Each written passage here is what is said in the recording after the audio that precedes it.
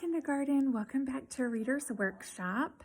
Okay, in our last lesson we started talking about how we could continue to be that avid reader, but when I'm reading nonfiction books. So today we're going to continue to talk about that, but our lesson today is called Talking Like an Expert. So I want you to really think about when you were watching the video about the Venus flytrap with me a couple of days ago, how you were maybe thinking some really cool things and you had some questions even that you almost couldn't wait till the video was over before you wanted to ask them, or you wanted to share your comments, or maybe you had those same feelings with some nonfiction books you've been looking at this week.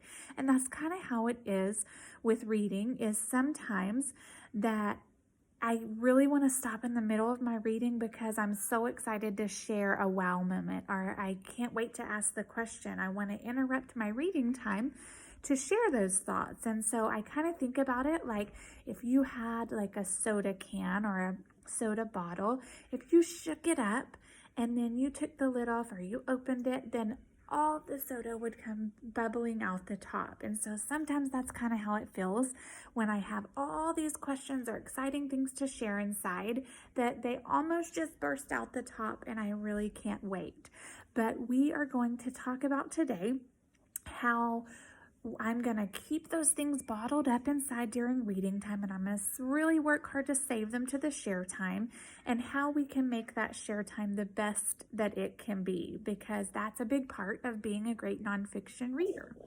So today I want to teach you that when you talk about nonfiction books, that it's really important not just to say, look at this page, or this was a wow page, or I had a question, or why. Just really short, ample answers. That it's really, those are great starters to a conversation, but nonfiction readers really want to work hard to explain what you've learned to others and share your learning, because when we read nonfiction, we learn lots of things, and part of our share time is sharing those things that we've learned.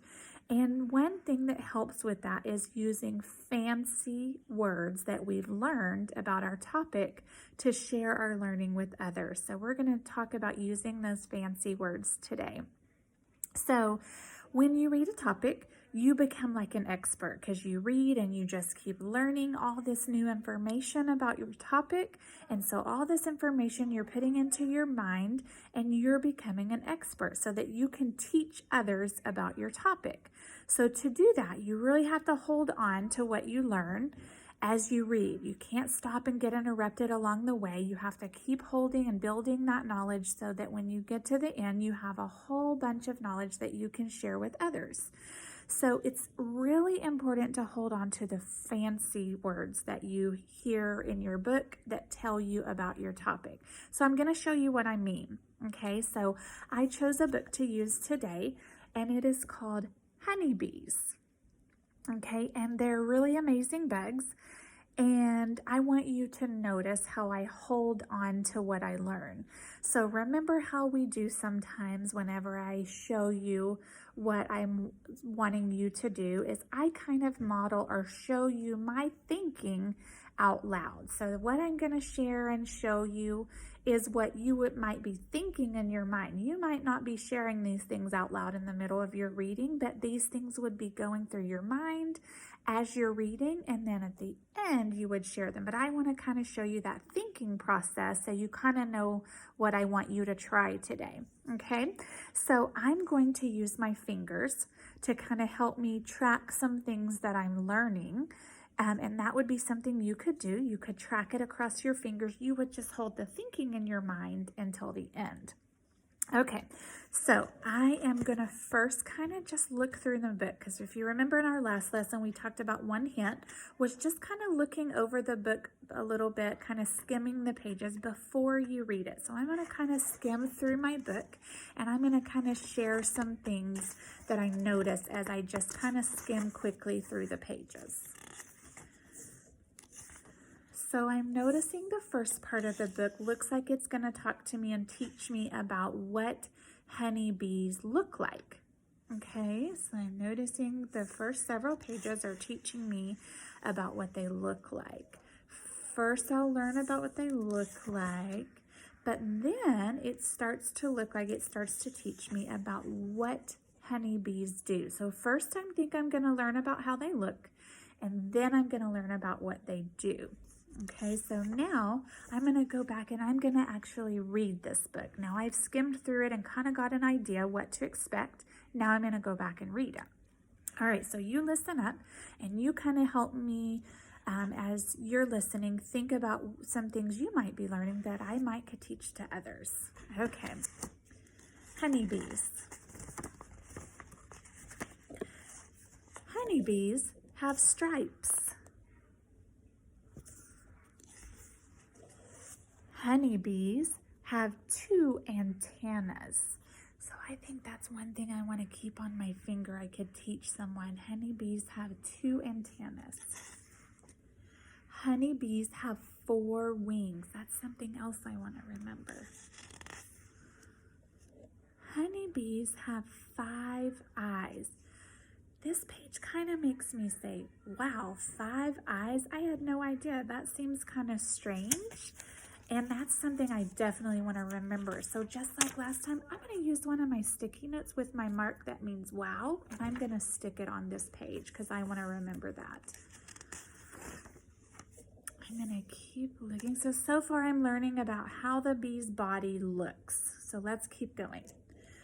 Honeybees live in hives. Oh, that might be something good I want to keep on my fingers. Honeybees collect pollen and nectar from flowers.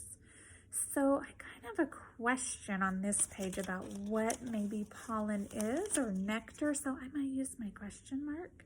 I'm going to stick on that page because I want to remember to share that. Honeybees carry pollen on their legs in pollen baskets. Wow, that's a really fancy page I want to remember. Honeybees drink nectar from flowers with their proboscis. Oh, I want to remember that for sure. Honeybees use nectar to make honey in their hives. Okay, so as I looked through my book about honeybees, I noticed a lot of information that I want to share when I go to teach others, but I also heard some really super fancy words in there. So on that page, I'm going to go back to that page where I had a question. On this page here, where it talked about the pollen and the nectar. So I hear those words and they sound like fancy words. And those are words that I think I definitely want to use when I teach others because they sound super fancy about honeybees. So I am looking, remember the other hint from our lesson was about using the pictures to help me. So if I look in this picture and then I remember when I kept reading, there was some more information about the pollen and the nectar in this story.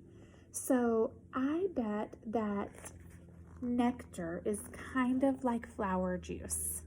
And the bees look like they drink it. And I bet maybe it's tasty to the bees.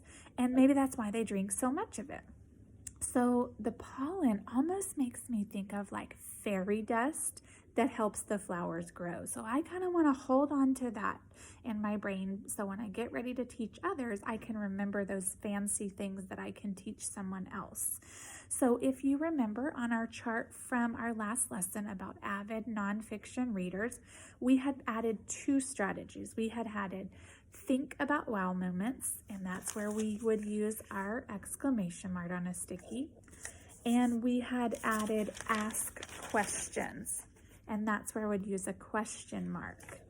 Today I want to add another strategy to our anchor chart, and today I want to add use fancy topic words. So if you look in our slides or on the link for our anchor chart, you're going to notice that we've added that strategy about using fancy topic words like pollen or nectar when I go to teach someone about what I know.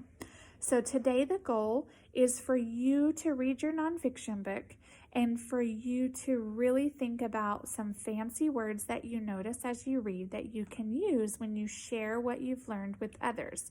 So use your sticky notes with your wow moments and your question marks and stick them in your book to help you remember what you want to share when you go back, but also pay attention to fancy words that you could use.